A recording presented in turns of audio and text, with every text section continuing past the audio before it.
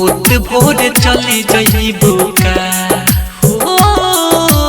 बेटा बाके छोड़ माई हमसे मुँह मोड़ होत भोर चली जइबू का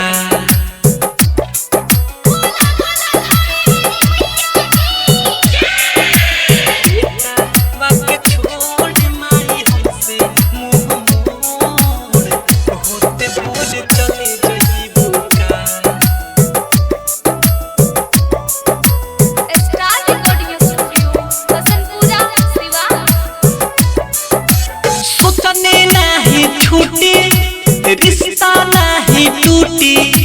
तू ना रहबू माई बोल हमने के पूछी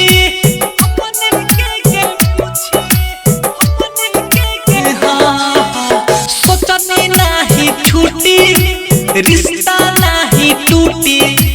तू ना रहबू माई बोल हमने के पूछी तो से पूछो तनी है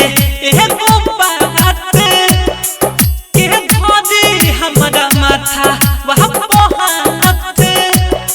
यह सोची हम उदास भइली तब काहे अनाज भइली बेटा बाके छोड़ माई हमसे मुँह मोड़ होत भोर चली जइबू का ओ बेटा बाके छोड़ माई हमसे मुँह मोड़ होत भोर चली जइबू का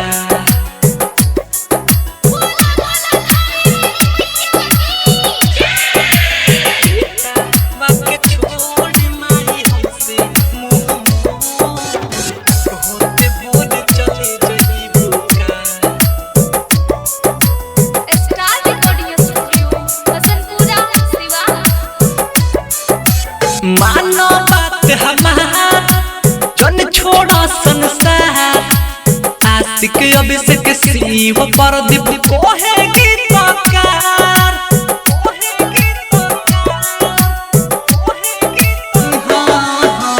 मानो बात हमार